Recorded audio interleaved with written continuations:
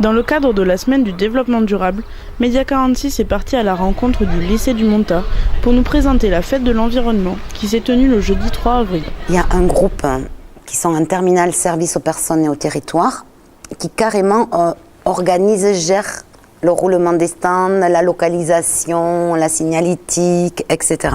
Et on a une autre classe qui sont eux en gestion des milieux naturels et de la faune, qui eux proposent des animations nature. Ça fait partie aussi de leur formation. En fait, il y avait donc Clément Marot qui proposait ici dans cette salle des ateliers plutôt développement durable. Il y avait les écoles de 13 pouces aussi, l'école primaire, qui proposait des ateliers autour de la pollution, des états de l'eau, un quiz au niveau de l'environnement par exemple.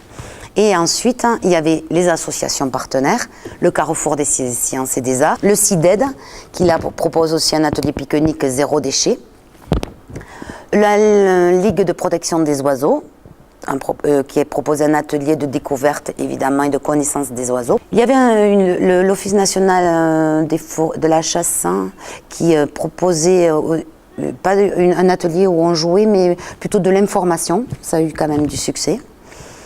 Et ensuite le lycée des territoires qui proposait des ateliers nature. Comme il y avait une proposition de cette manifestation sur l'établissement, qu'on a un lieu magnifique, avec beaucoup de possibilités par rapport à ces animations ici sur cet établissement, j'ai trouvé que c'était intéressant de le proposer aux élèves comme action professionnelle, mettre les élèves, quel que soit leur âge, en situation d'animateur, de quelqu'un qui crée, qui décide ce qu'il va faire et qui le fait, avec évidemment toujours cet objectif de protection de l'environnement. Déjà, c'est très formateur. Et après, qu'il y ait, que des élèves s'adressent à d'autres élèves, c'est bien aussi parce qu'ils partagent quelque chose à ce moment-là.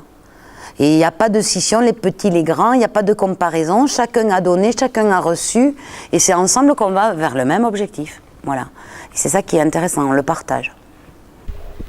Nous avons également rencontré le CIDED de Catus, le syndicat départemental, qui était présent lors de la fête de l'environnement et dont l'activité première est le traitement des déchets. On a participé aussi à la journée de l'environnement organisée par le GADEL au lycée du Montat.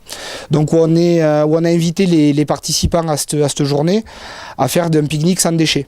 Donc voilà, c'était un petit peu sur le volet prévention et réduction des déchets. On essaye quand même de communiquer beaucoup là-dessus, de bien trier mais aussi de moins jeter.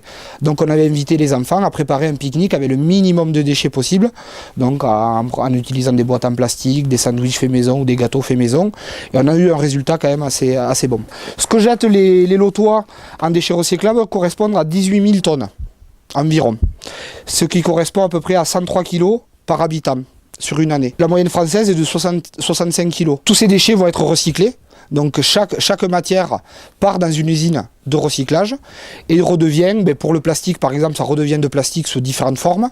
Donc ça peut être du tuyau en PVC, ça peut être des emballages, et ça peut être également du tissu polaire. Sinon, en règle générale, la matière qui est récupérée, qui est au centre de tri, redevient un objet de la même matière, ce qui permet d'économiser les matières premières.